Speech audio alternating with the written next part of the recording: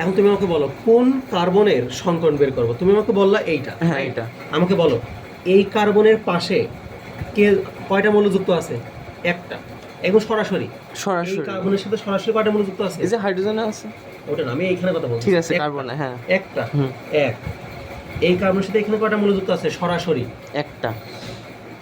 এই কার্বনের সাথে রেখে এখানে কয়টা মৌল যুক্ত আছে সরাসরি? একটা। একটা। বন্ধন ম্যাটার করে না। এখানে কয়টা আছে, কয়টা হলো বলো? তিনটা। তিনটা। sp2 সংকরণ দেয়। তার মানে এখানে যতগুলো হবে সবগুলোই কি সিগমা, তাই তো? সব সিগমা। পাই পসিবলই না, মানে যদি পাই হয় ও সংকরণে আবদ্ধ হয়ই নাই। হয় যে সিঙ্গেল বন্ডে একটা সিগমা থাকে। হ্যাঁ, ও হিসাবে কিন্তু তাই হচ্ছে। সেটা আমরা এখানে একটা পাই, এখানে একটা সিগমা। সেটা অবশ্যই, কিন্তু কথা হলো কি ওই ওই ওই হিসাব করার সময় নষ্ট করবে কে? সবগুলাই তো হচ্ছে, তাই তো? হ্যাঁ, বুঝতে আমার কথা পেরেছি। বুঝো নাই? হ্যাঁ হ্যাঁ। তুমি ওইগুলো করে সময় নষ্ট কেন করবা? আলাদা করে করা লাগছে না তো। আবার যেমন দেখো, আমি তোমাকে জিজ্ঞাসা করলাম CH4, এখানে কি ডাবল বন্ডে ঝামেলা আছে?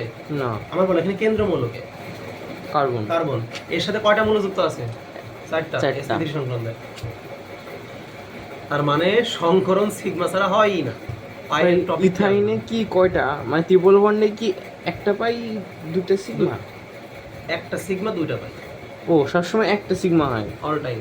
বুঝতে পেরেছি। এই জন্য তো আমি তোমার বললাম যে যে মনে সবগুলোই করো হবে। Carbon carbon triple bond. Triple bond আছে। বলো এই কার্বনের পাশে কয়টা কার্বন যুক্ত, কয়টা মৌল যুক্ত? একটা। একটা। বন্ড ম্যাটার করে না, অরবিটাল একটা। এই জন্য তো বললাম বন্ধন যা থাকে থাকুক, সিগমা সবসময় একটাই হয়। বুঝতে পেরেছি। আচ্ছা বসুন বল।